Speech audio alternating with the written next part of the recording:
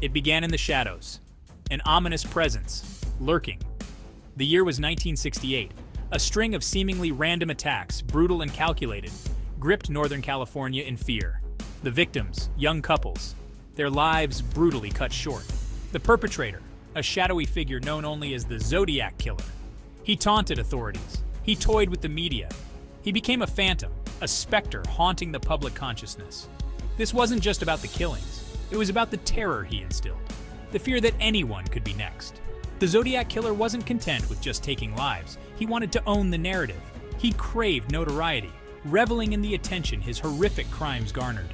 He became a morbid celebrity, his name whispered in hushed tones, a symbol of chaos and fear. His calling card? Cryptic messages, ciphers, and chilling threats delivered directly to newspapers. He seemed to enjoy toying with investigators, leaving a trail of riddles and dead ends. Was he a criminal mastermind? A psychopath playing a twisted game? Or something else entirely? The questions lingered, unanswered. The Zodiac Killer case remains one of the most infamous unsolved mysteries in American history. Decades later, the case continues to fascinate and horrify.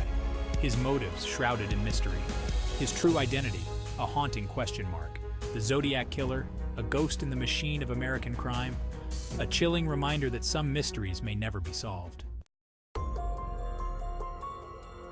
The Zodiac's hunting ground was the San Francisco Bay Area, a place known for its beauty, its progressive spirit, and its dark underbelly. He brought terror to lovers' lanes and quiet suburban streets, shattering the illusion of safety. His first confirmed victims were David Faraday and Betty Lou Jensen, teenagers on their first date. They were found shot to death in their car on a secluded road in Benicia. The brutality of the crime sent shockwaves through the community. This was just the beginning. Over the next year, the Zodiac would strike again and again, leaving a trail of blood and fear in his wake. His victims were seemingly chosen at random, their only connection being their youth and the fact that they were couples. He seemed to target young love, extinguishing it with cold, calculated violence. The randomness of his attacks only amplified the terror, as no one knew who might be next. The Zodiac Killer's reign of terror left an indelible mark on Northern California. The fear he instilled ran deep, changing the way people lived their lives. Parents kept their children close. Lovers' lanes, once symbols of romance, became places of dread. The Zodiac had poisoned the very air with fear. David Faraday and Betty Lou Jensen were just kids, excited about their first date.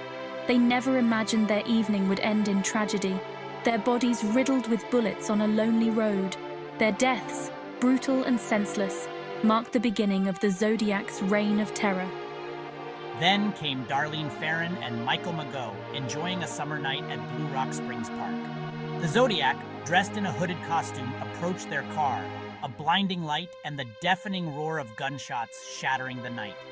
Darlene died, but Michael, despite multiple wounds, miraculously survived to give police a chilling description of the masked assailant. Cecilia Shepard and Brian Hartnell were picnicking on the shores of Lake Berryessa when a man approached them, claiming to be an escaped convict. He tied them up, then stabbed them repeatedly. Cecilia would later die from her wounds. Brian, though critically injured, survived to tell a horrifying tale of a methodical, cold-blooded killer. Paul Shepard, a cab driver, was the Zodiac's final confirmed victim, shot in the head during a seemingly routine fare. The killer took Shepard's wallet and a blood-soaked piece of his shirt, later mailing it, along with another chilling letter, to the San Francisco Chronicle. The Zodiac Killer wasn't content with just killing. He craved attention, recognition, a perverse form of fame. He communicated with authorities and the public through a series of taunting letters and cryptic messages, often signed with a chilling symbol, a crossed circle. These letters, sent to newspapers like the San Francisco Chronicle, were often filled with bizarre ramblings, threats, and claims of responsibility for the murders. I included gruesome details only the killer could know, cementing my credibility and fueling the public's fear. The most perplexing aspect of these letters were the ciphers. Complex codes he claimed contained his true identity. These ciphers became an obsession for amateur and professional codebreakers alike, while some were eventually cracked, revealing more taunts and boasts. The one containing his name, if it ever existed, remains unsolved to this day. The Zodiac seemed to revel in the attention, the fear he was generating with every letter, every coded message. He was playing a game with the police, the media, the public, and he was winning. The Zodiac Killer investigation became an obsession for law enforcement agencies across Northern California. Detectives worked tirelessly, chasing down every lead, every potential clue, determined to bring the killer to justice. But the Zodiac was always one step ahead, a phantom disappearing into thin air. Arthur Lee Allen, a former schoolteacher and convicted child molester, became the prime suspect. He owned a watch with the Zodiac symbol, wore the same size shoe as a footprint found at one of the crime scenes, and reportedly even admitted to the killings to an acquaintance. But despite the circumstantial evidence, nothing concrete ever linked him to the crimes. Over the years, hundreds, if not thousands, of potential suspects have been investigated. Theories abound, ranging from the plausible to the outlandish.